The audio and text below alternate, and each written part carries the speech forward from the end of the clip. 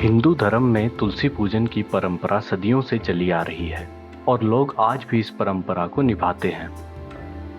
तुलसी का पौधा हमेशा से धार्मिक आस्था का केंद्र रहा है। आमतौर पर हर पूजा पाठ में तुलसी के पवित्र पौधे की पत्तियों का उपयोग किया जाता है। पौराणिक कथाओं के अनुसार तुलसी माँ लक्ष्मी और भगवान विष्णु को बहुत प्रिय है। लेकिन क्या आप जानते हैं कि क्यों करते हैं तुलसी की पूजा और क्यों दिया था तुलसी ने भगवान विष्णु को पत्थर होने का श्राप? तुलसी पूर्व जन्म में एक लड़की थी जिसका नाम वृंदा था। वृंदा राक्षस कुल में जन्मी थी। राक्षस कुल में जन्मी वृंदा बचपन से ही भगवान विष्णु की भक्त थी। जब वह बड़ी हुई तो उनका विवाह राक्षस कुल में ही दानव राज जलंधर से संपन्न हुआ। राक्षस जलंधर समुद्र से उत्पन्न हुआ था। वृंदा बड़ी ही पतिव्रता स्त्री थी। वह सदा अपने पति की सेवा किया करती थी। एक बार देवताओं और दानवों में भयंकर युद्ध हुआ।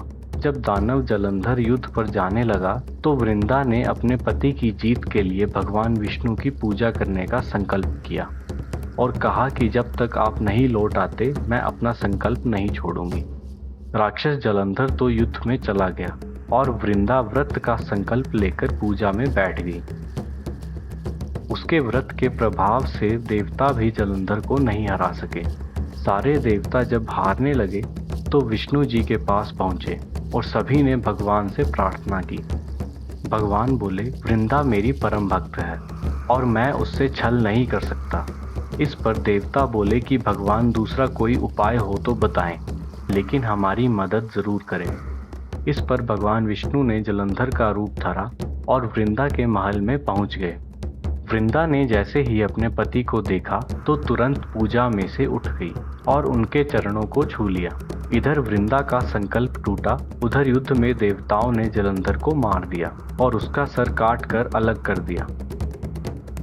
राक्षस जलंधर का कटा हुआ सिर जब महल में आ गिरा तो वृंदा ने आश्चर्य से भगवान की ओर देखा, जिन्होंने वृंदा के पति जलंधर का रूप धर रखा था। इस पर भगवान विष्णु अपने रूप में आ गए पर कुछ बोल न सके।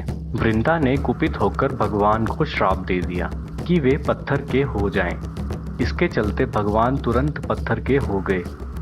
सभी देवताओं में हाहाकार मच गया। देवताओं की प्रार्थना के बाद वृंदा ने अपना श्राप वापस ले लिया। इसके बाद वे अपने पति का कटा हुआ सिर लेकर सती हो गई। उनकी राख में से एक पौधा निकला। तब भगवान विष्णु जी ने उस पौधे का नाम तुलसी रखा और कहा कि मैं इस पत्थर रूप में भी रहूंगा, जिसे शालिग्राम के नाम से तुलसी जी के साथ ही पूजा जाएगा।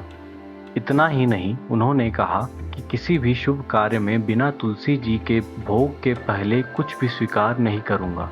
तभी से ही तुलसी जी की पूजा होने लगी। कार्तिक मास में तुलसी जी का विवाह शालिग्राम जी के साथ किया जाता है। तो दोस्तों, अगर आपको ये वीडियो पसंद आया है तो इसे लाइक करें और हमारे चैनल धर्म कथा को सब्सक्राइब करें।